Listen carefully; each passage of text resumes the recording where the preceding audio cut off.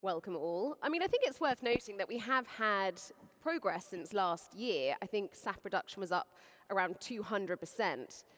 That said, it still remains around 0.1% of all jet fuel, so we've got some way to go. And the challenges do seem huge. Preeti, let's start with you, and we'll start really with SAF production and feedstocks, which is perhaps at the heart of the issue. We're going to move on to policy and investment as we go through the discussion. But clearly, all SAF is not made equal. You have different technologies, different feedstocks, and depending on that, the emissions reduction factor changes hugely. So walk us through it. Yeah. First of all, I think thanks for having me. Thanks to the organizers to have me from LanzaTech representing in this panel. To answer your question, I think it's a very complex, at the same time, simple way to look at it. When we talk about SAF, there are different feedstocks and different technologies.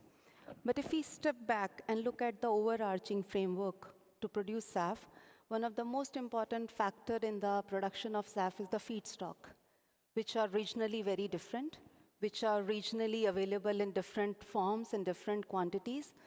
That makes a choice for the SAF. Because technologies are available today. If you look, there are 7 or 8 pathways, rather to be precise, 9 pathways today, which are ASTM qualified pathways. And you talked about harmonization in the morning. So they are all ASTM approved pathways, right? So airlines accept that. So you have technologies. So then why SAF is still not coming up? The fundamental barrier there is availability of that feedstock. Availability of feedstock is there. But then the robust, resilient supply chain to make that feedstock available at scale is something which is right now missing in different geographies.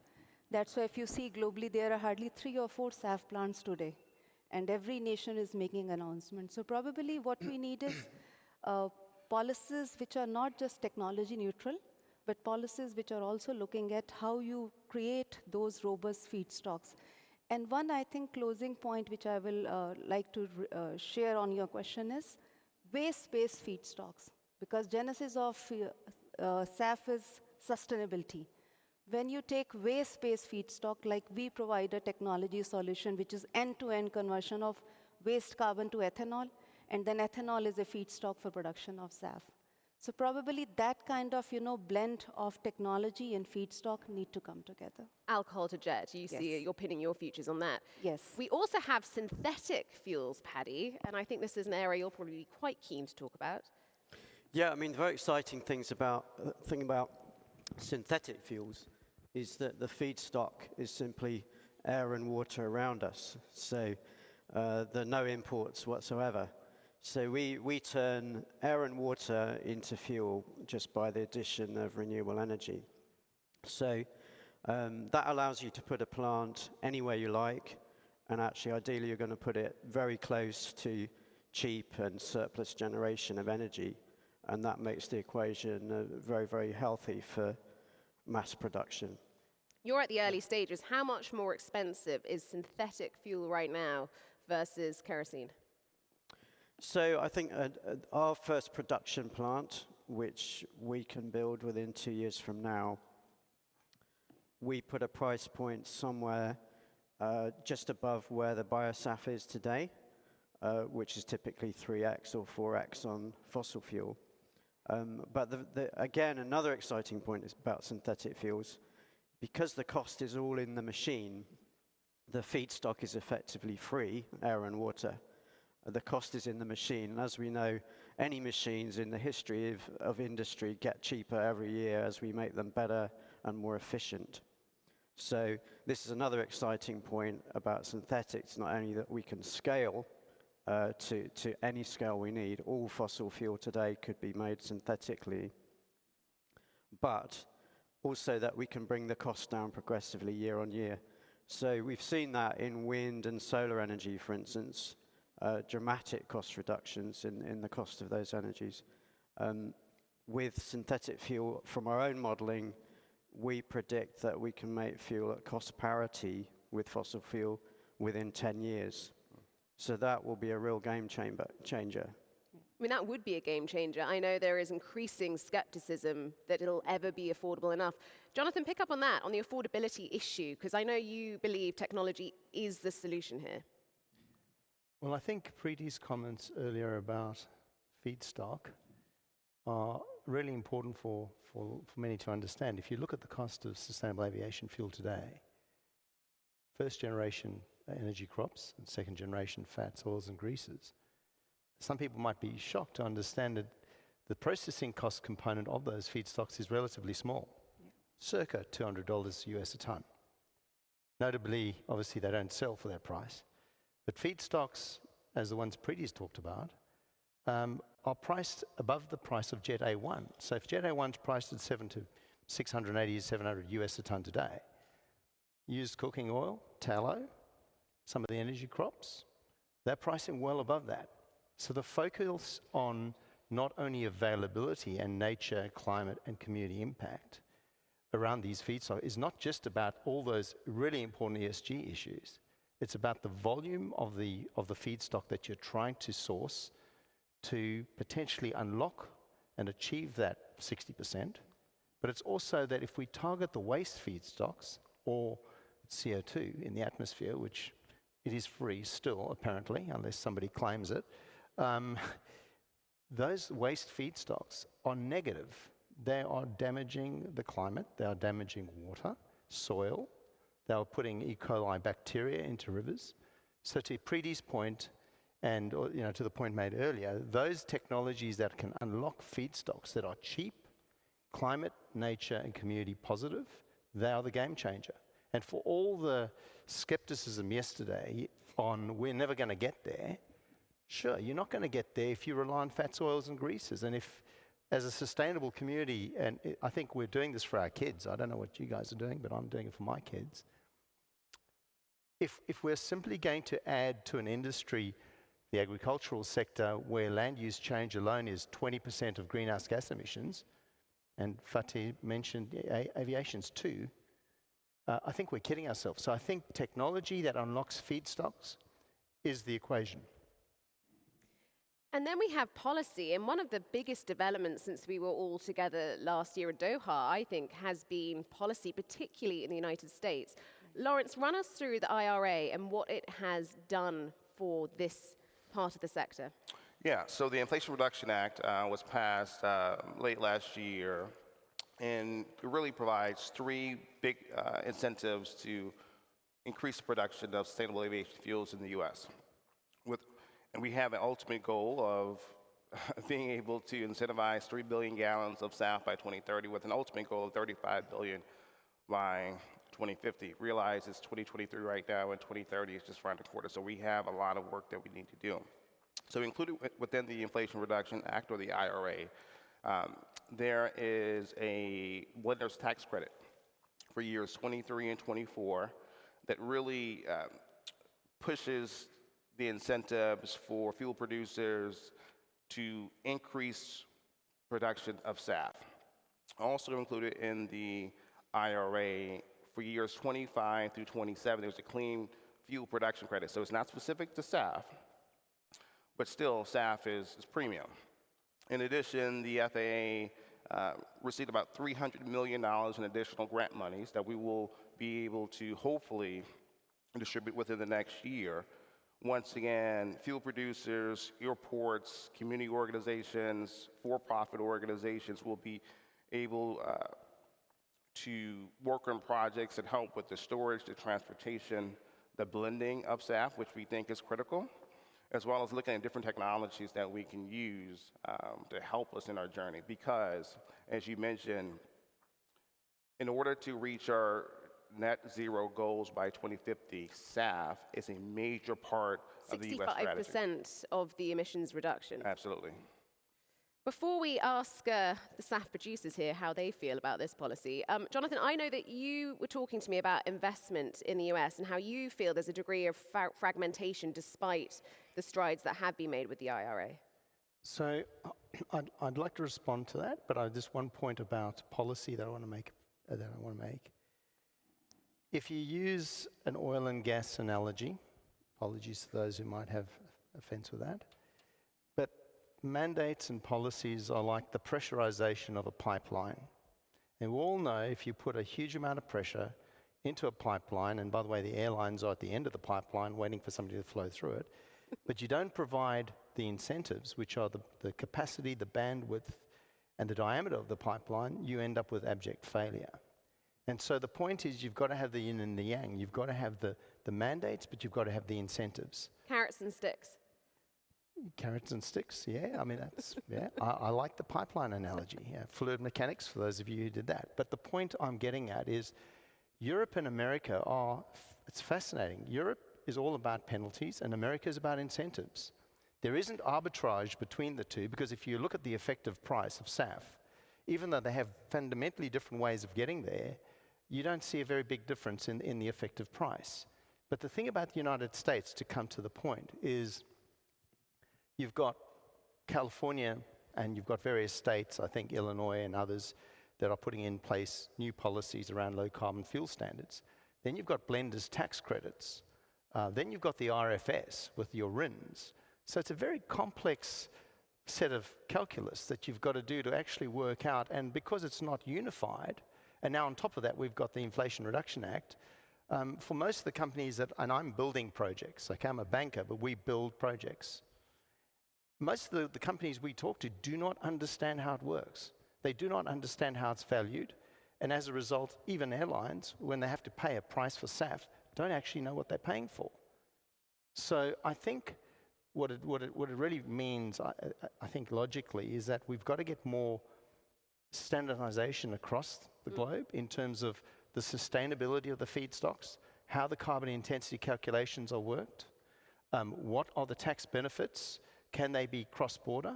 And then the last point I'd simply make is I think it's really, really important for us to get there, that we've got to be able to tier the fuel that's produced. Is it low carbon? Is it renewable? Or is it sustainable? And the price shouldn't be the same. And governments and incentives and policies should hopefully reinforce that. Paddy, what do you think is going to work best?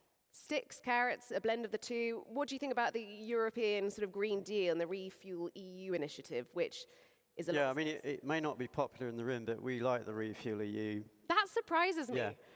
I don't hear that a lot. For a producer, which we are, that's a great platform. It gives great price support, particularly through the penalty regime, which will allow us to start doing business. But actually, the real challenge is not around the revenue side. It's really the capitalization of this industry that's the imperative. That's the hurdle we've got to get over to get going with production. It's not about making fuel and selling fuel. It's about making the machine that makes the fuel. And that's where we need capital. And actually, just to give you a calibration for that, the cost of a fuel plant that would make synthetic fuel is roughly the cost of the aircraft that it would supply. So in a $100 million aircraft, you need roughly a $100 million plant, and that would supply fuel for the life of the aircraft. So if we say at the moment there's about $3 trillion capital base out there in aircraft, we have a $3 trillion challenge, or I would call it maybe opportunity, to change the world. And that's a really bright future, by the way, because we get to a stage where we have cost parity or even lower than fossil fuel, stability, make it in your own nation, all sorts of problems go away. So it's a very exciting future there. And we're certainly going to get on to who should be helping to pay for all of that infrastructure. That is a big challenge. But first, Preeti, what about emerging markets in India? From your experience, what policies are working, what's not working? And should there somehow be some, I hate to say it, harmonized policy? I don't believe it'll ever happen. Yeah, no, thanks for that question. In India, I had the opportunity to work with the various committees who were looking into sustainable aviation fuel. In fact, in the audience, we also have my fellow colleagues who were part of the committee SAF task force, which government was constituted.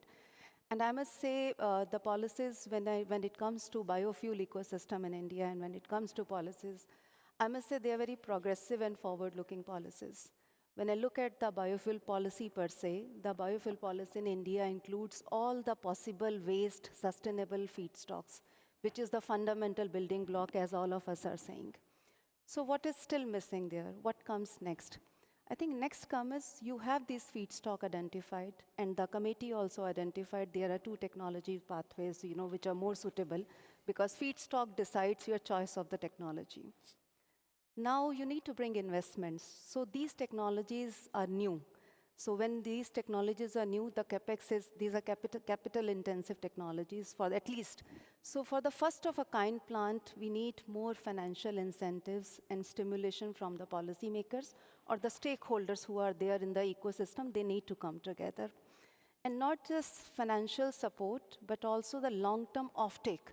Once you have from the supply side, you put everything in place. On the demand side, if my plant is ready and I'm producing fuel after 4 years, where I need to sell that product. So you need to work supply and demand side policies in tandem. That's something in India, I would say at supply side, we are already doing, and airlines are there who are there to, part of this discussion, I must say. The other point I would like to add in this whole scenario is, we should not forget that, anything which, was successful in the renewable sector, we were hearing about renewable solar, renewable power.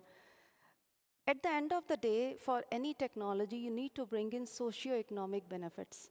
And when it comes to SAF, it is very important that we bring that socio-economic benefit that can come from the waste-based supply chain, because at the end of the value chain, there are farmer community. There are people who are in the aggregation of those supply chains. So you are not just serving this, sector which is still thought to be a premium sector, aviation. You are connecting with the socio-economic impact that growing to the spectrum of the, people across in the aviation, in the agri sector or in the supply chain. So that is very important building block. And again, policy is very central for all these things to create a snowball effect. Then I think we can see a ramp up in the SAF production capacity. And that's a really interesting point, making governments realize that there is a socio-economic interest there far beyond just hitting certain emissions targets. Okay, let's move on to the money, because all of this, if it's to succeed, is going to be insanely expensive. I mean, the investment needed, I've read, in terms of an estimate, in terms of infrastructure, is up to $1.5 trillion for 2050. Who should shoulder that? Is it the fuel suppliers and the airlines? Is it other stakeholders? Who wants to take it? I'm happy to have a go. So I think we started, we were here talking about SAF enablement. So let's focus on the S of SAF. I think no airline or nobody in the community wants this industry to come up with a solution that's not going to have that sustainable impact. So to what Pree's talked about feedstocks and communities. So when it comes to finance, I think what happens is we've got to look at ways of unlocking risk capital where the technologies that produce SAF will enable the processing of those feedstocks. Right now, we don't quite have that. Yes, there are some technologies, Fischer-Tropsch, alcohol-to-jet, that are doing that. But there are other amazing technologies. I can say I have a partner in the room, Qantas. We're in joint venture together, a bank, an airline, and a major energy company in Japan. We are working on new technologies that will introduce regenerative feedstocks to produce those SAF products. But the point is that risk capital, that early risk capital, is a small fraction of what the at-risk cash flows are for the aviation sector. So to my mind, it's a combination of those who are at risk putting that capital in. It is banks who are going to have to report under the TCFD and the TNFD. We have to put the capital in. So I'm an equity holder in that joint venture. And it's also going to have to be governments, because we need governments to provide guarantees when we get to the point where we're doing project and structured finance. And the reason why I raise that is because a company of your company's size is not an investment grade company. It can't raise corporate debt. It needs project and structured finance, which means it needs friends. It needs to form an incorporated joint venture where it's got strong credit counterparts. They could be airlines. They could be pension funds. But the point being, you need project and structured finance, and that often requires people to guarantee pre-completion construction phases. And that's where, for example, industries, government, and others can provide guarantees against that debt in the construction phase. So to that end, project finance enables a lot more players to come into the market. If you're the big players, of course, you use corporate debt. You don't need project finance, but not everybody can actually fund their solutions that way. I mean, obviously, I know you're not LanzaTech, but LanzaTech is an incorporated joint venture involving a variety of shareholders. All of them are investment grade. But there are others that we're working on where our counterparts are not investment grade, and their IP is absolutely invaluable. So finance, risk capital, project finance, guarantees, export credit agencies, they are going to be critical to unlocking this supply chain. If I can add to that, ultimately, governments are not in the business of producing, buying, or selling staff. What we have a responsibility to do is ensure that the conditions are right for the market to work, right? So within the US, one of the things that we're working on is trying to manage the risk for investors to make the necessary investments to both improve economically as well as the environmental benefits of SAF. And what works in the US may not work here in Turkey or may not work in Europe. And that's why multilateral organizations like ICAO will be incredibly important to the point that Jonathan made earlier in terms of standardization and harmonizing standards around the globe. We will need ICAO to continue stepping up and leading in the way that they have been. Last year's assembly, with the adoption of the LTAG as well as strengthening CORSIA, was a step in the right direction. Later this year, with respect to CAP3, ICAO member states have another opportunity to hone in, build on the progress of last year, and specifically lay out how states and ICAO can work together to achieve our goals for 2050. Paddy, from your perspective as the startup, how challenging is it to raise the capital you need? And what would you like to see to make this process easier? Well, I think as Jonathan says, there's a lot of risk aversion out there in general, and that is a problem for startups, particularly with new technology. So there is that hurdle to prove the point, and you've got to prove the point at scale. It becomes a lot easier from then on. So, the first plant we build, we call first of a kind. After that, you can get a lot more going with debt finance. So it's necessary to bootstrap this industry. But I see it in more positive terms. It's a very exciting opportunity, really, because the airline sector has had a really bad time. It gets all the attention around carbon emissions, really quite unfairly relative to the scale of those emissions. Synthetic fuels are needed in all sectors. Pretty much the only one where they may not apply is personal transport, road cars, which can be electrified, although there are other challenges with that. But pick any other sector, marine, agriculture, you name it, we need liquid fuels. It's just not getting quite the same attention that flight. So we have flight shame, but there's not so many other shames elsewhere.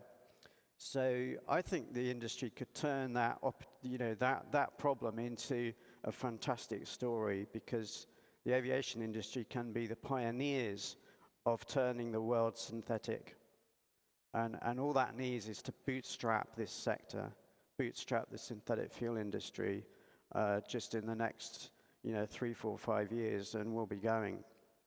So I see the positive in that. We even, we present ourselves as zero with that positive impression. We're all about, carrying on doing the things that we all need to, that we all enjoy doing, but doing them right.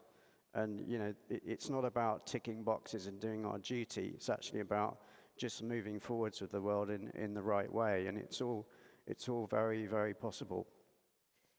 In the last couple of years, there have been several book and claim schemes and initiatives launched to try and broaden out investment and stakeholders.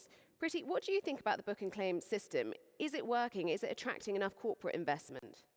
So what I can, understand the way different corporates have committed, yes, some of the corporates in US and Europe have already looking into book and claim kind of value. It provides more flexibility to the airlines and other stakeholders in the mix to use the SAF, and then claim those benefits. And I would say that is very important when it comes to the overall ecosystem also. You have technology, you have financial support, but then the corporates are also coming forward. So those kind of mechanisms are really important, but still I would say the awareness and right understanding about that topic is still required, because there is only a very limited set of stakeholders I have seen when I am engaged with them who understand this comprehensively. So we need to create more awareness around that topic. SAF itself, if you ask me, I keep on meeting so many different people across the industry and outside industry. SAF itself is still a topic which industry is still trying to absorb, understand what it is all about. So we need to create more awareness also about that, around the topic. When we consider carbon accounting for corporates, Yeah. is it simple enough yet with SAF? Is there a globally recognized certification system? There is. Well, it's a really good point. As I'm sure you know, with carbon credits, there's been a lot of debate about the authenticity, right? And it's very much, and in Australia, we've had the same thing. And whether it's, and in the process of certifying and assessing, the SAF industry is incredible. I mean, the United States have got the GREET model.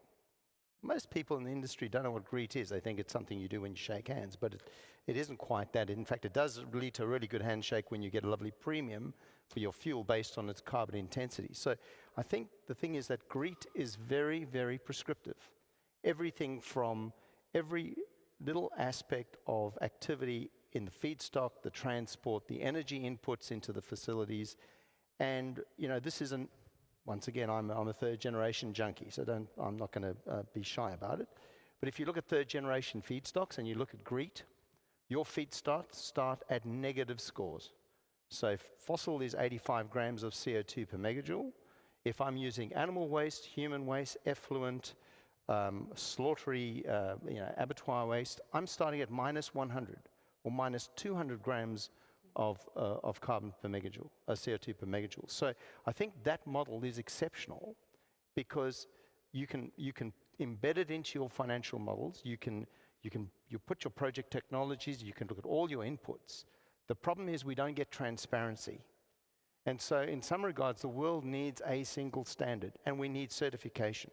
And if you are the airline at the end of the pipeline that hopefully hasn't been overpressurized and exploded, you need to know that that SAF that you just bought, under that certification, right, maybe even a blockchain system that goes right back to where that crop came from or that waste came from, is incredibly clear. And I think that is going to be an enabler. It's also going to affect, I think, more capital going in, because people have to understand climate is not separate from nature.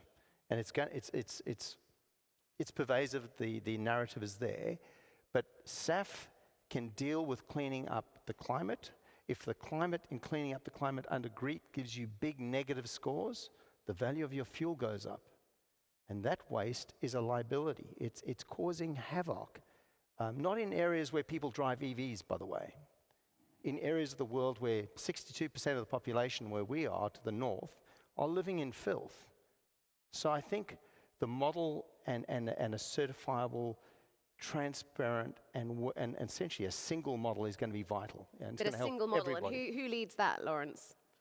ICAO?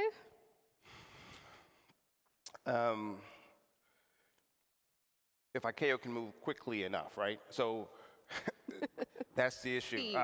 But to Jonathan's point, in terms of whatever the model is, it needs to be transparent, it needs to be easily understood, and it needs to be able to be incorporated into the financing models that investors need to make.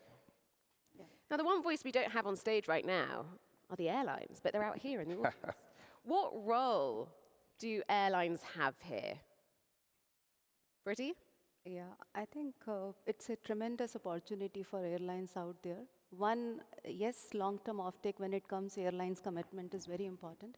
But it's also a way to look at the market from a futuristic point of view, that you be a part of this journey. You help to build that ecosystem so that, as we heard, that government can only support your system at the initial stage. but how you can have that, industry to be created in the long run. And if you use waste, that can be distributed system of production. Imagine, that beautiful distributed system of production producing SAF. Airlines can be a party to this. And some of this, one point I would like to mention, because we heard in the previous presentation, some of these, technology choices when we make, we have to be cognizant of the fact that some of the technology pathways are very important when it comes to environmental benefits. For example, we heard about, contrails. So if the SAF technology is giving you class of SPKs, which is, sorry, I'm chemistry background, which is class of synthetic paraffinic kerosenes, when you have SAF with those kind of properties, it can help you reduce 95% of contrails, like in our pathway as well. So you need to have all those, factors and important parameters in place, and airlines can be a part of that process when this kind of discussion is happening. Paddy, what would you like to see from airlines? I would like to see some of the support that I talked about earlier for transforming the sector. I mean, we've been saying for a long time, but now more and more are saying it. Refuel EU endorses it. Synthetic fuel is the only future for scale. It's as simple as that. We can talk all day about other feedstocks, but they will play their part. Some of them a great part because we're using waste. But the game for scale to replace all fossil fuels is synthetic. And I would like to see the airlines, supporting that, embracing that, taking a structural role in the creation of that industry. Because whilst that is a challenge at the moment, short term, it's new tech, people, not really sure. The future is very, very bright. And it will lead to a world where fuel is cheaper, I believe, stable in price, a much better world than the one we live in today, quite apart from the fossil carbon emissions.